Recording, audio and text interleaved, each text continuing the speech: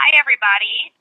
Today we are going to be discussing creating a sense of community and preventing cyber cheating. I want to say hi to Sarah and Katie, and thanks for participating in today's session. Okay, first, a couple of reminders. Please make sure you've set up the audio setup wizard. This can be found in the upper left-hand corner. It looks like a little microphone with a red starburst on it. And if everyone has done that, we can get started. I want to make sure everybody has their doors shut and their phones turned off, and this goes for our virtual listeners as well. I want you to be ready to give your full attention to this workshop. Okay, and we're going to do a quick quality check. Give me a green check mark if you can see the red recording button up in the upper right-hand corner. Okay. All right. And give me a green check. What just happened? Oops. Sorry, guys. Um, okay. Give me a green check if you can see quality check up at the top. All right. And lastly, give me a green check mark if you can hear me okay. I want to make sure our virtual listeners and everyone can see and hear this session. Okay, great. Everybody can hear me. And like I said earlier, today we'll be discussing creating a sense of community and preventing cyber cheating. For the virtual listeners, today is February 21st, 2015. By the end of this workshop, you should be able to discuss a sense of community and how to achieve it, apply the sense of community concept to the quality of inquiry framework, and determine ways to prevent cyber cheating.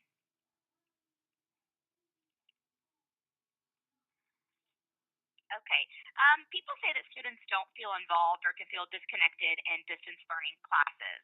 But have you ever had this feeling in a face-to-face class? Please give me a thumbs up if you have felt that in one of the large lecture hall, classes. Okay. Looks like you both have felt that way, and I know that I have felt that way as well. Personally, like during undergrad, when you're in a large lecture hall, kind of like the one in the classroom or in this picture here, where the professor couldn't possibly remember if you were there or not, and there's little to no interaction between the teacher and student, or the student to student for that matter. And really, these settings do not follow the the COI framework guidelines that we have discussed in previous classes. And just a reminder, and just to recall, the Community of Inquiry framework, or COI framework, consists of three parts: social presence, cognitive presence, and teaching presence. We've learned that having all three aspects of the COI framework present in a class makes it much more successful. According to Rovai's article, Building a Sense of Community at a Distance, there are more dropout rates in distance learning, and this can be credited to a lack of a sense of community for students in the class. Rovai states that when community is viewed as what people do together rather than where or through what means they do them, community becomes separated from geography, physical neighborhoods, and campuses. The classroom community can be defined by four dimensions: spirit, trust, interaction, and learning. And spirit denotes recognition of membership in a community and the feelings of friendship, cohesion, and bonding that develop among learners. Trust consists of two components: credibility, which is an expectation that the word of the other learners in the community can be relied on, and the second component is benevolence, which is the extent to which learners are genuinely interested in the welfare of the other members and are motivated to assist others in their learning. The third dimension is a learner interaction. This is essential to, but not the full solution for developing a sense of community. And the final dimension is learning. This is where there is a commitment to a common educational purpose. Now I'm going to have you do a quick activity with me. You will see that there is a chart here that lists social presence, cognitive presence, and teaching presence from the COI framework. And I want you to take the following definitions of the sense of community according to Rovai. And which element of the COI framework do you think they apply to? We're going to take turns dragging the images to the appropriate column. We'll start with the friendship one on the left, and then go top to bottom and left to right. And obviously, some of them can go in more than one category. And so we're just going to take turns. We can start with Sarah and then Katie, and then just go back and forth. And for the ones that you think may apply to more than one category, go ahead and pull up your mic and let us know what you think, or you can type it in the text box.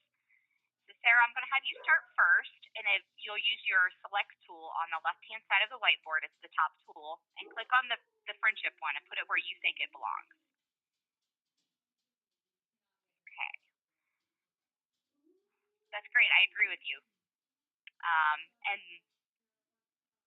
then Katie can do the next one, credibility. This is a tough one. Yeah. Yeah, because I do. So I think that it could go in social presence because you need to know, you need to be able to know the other person's knowledge level. But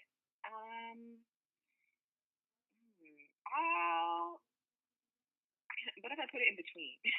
Okay. Social and cognitive presence.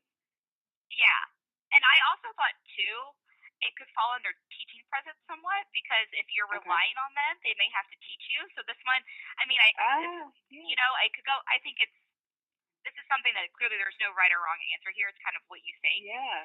But right. Yeah, that's a tough one. All right, Sarah, I'm gonna have you do the first benevolence one, and you can overlap these and move them around wherever.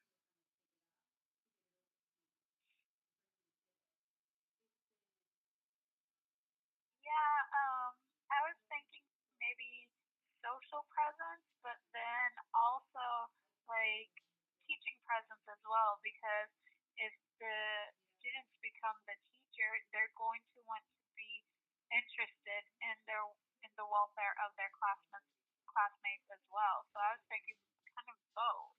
Yeah, that's what I thought for that one as well. I agree. All right, Katie, and then you can do the next one.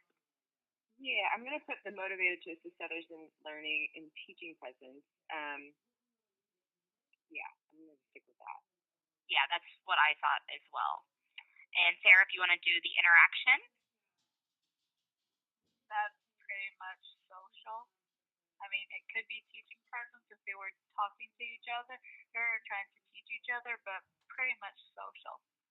Yeah, you're getting everything that I thought as well. And then the last one, Katie, for learning. Yeah, I'm going to say cognitive, but I think could also go with teaching. But just because cognitive doesn't have anything in it on its own yet.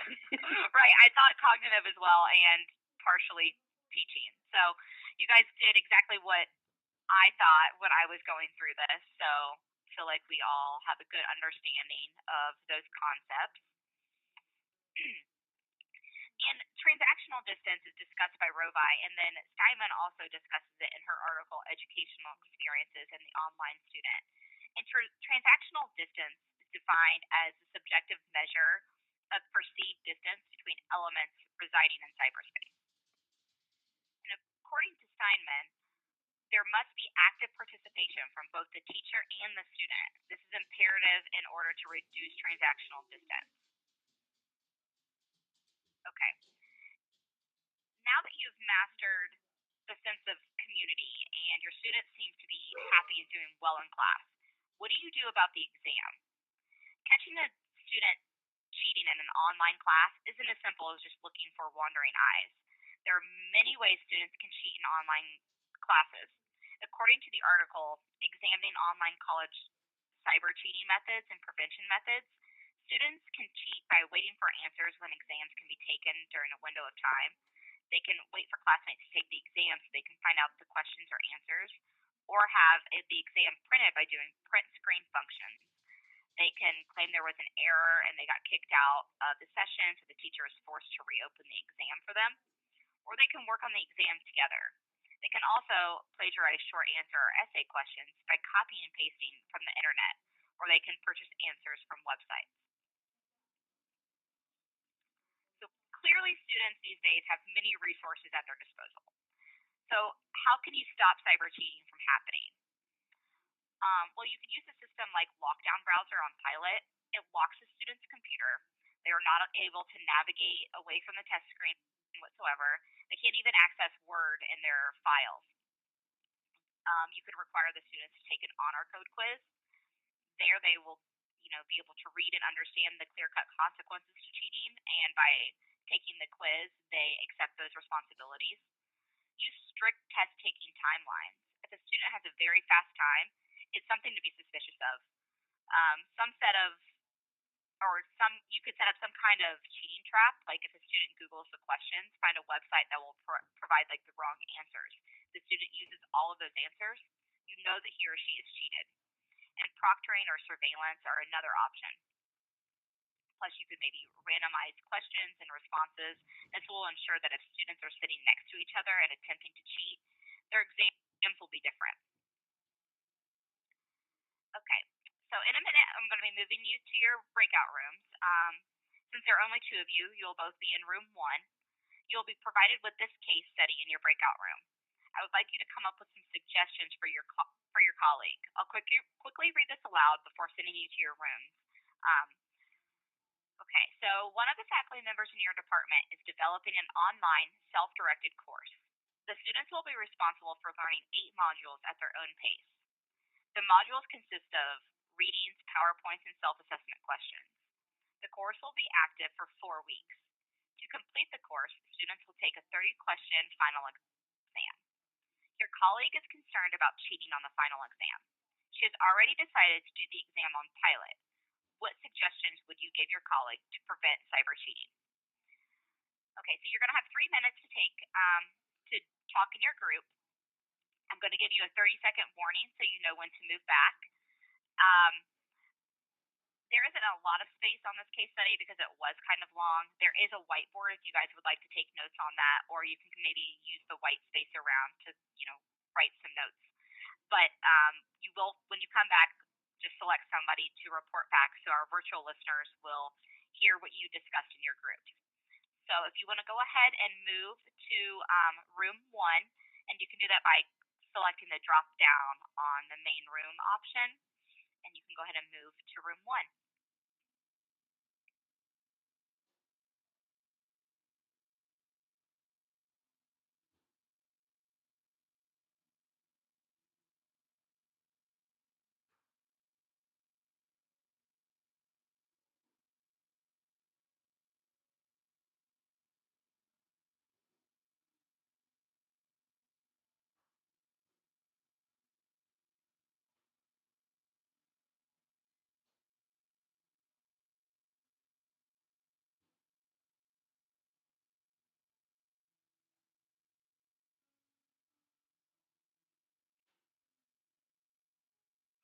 Okay, it looks like everybody's back.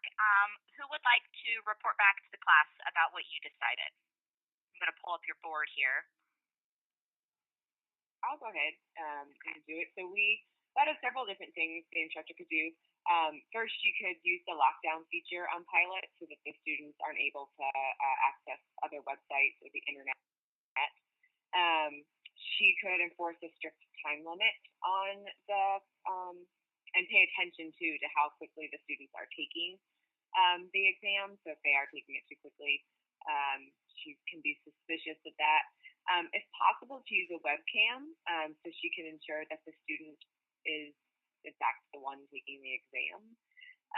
And then other ones, she could randomize the questions and the answers so that students can't pass that information on to each other, like, that someone take the exam and then it's A, B, C, D, and then pass it on. And then lastly, the students could either acknowledge or sign or maybe recite something, an honor pledge before they take the exam that acknowledges their willingness to abide by the rules of academic integrity. Okay, that's great. That's all the things that I thought of. So you guys did a good job. All right, let me go back.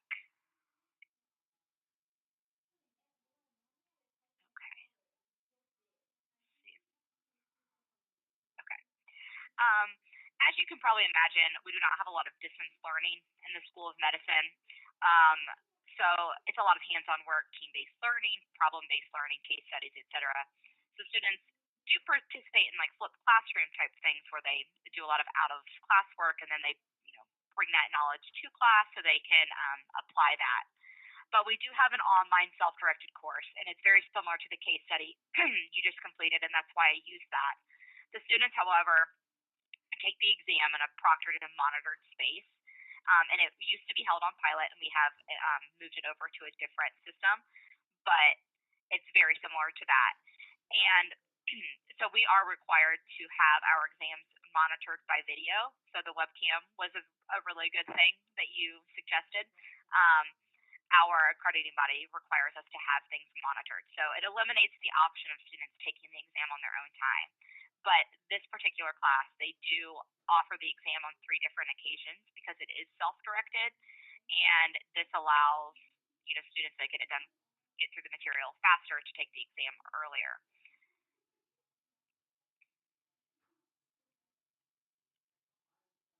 Okay, so we've learned a lot today that a strong sense of community makes the students want to stay in a course.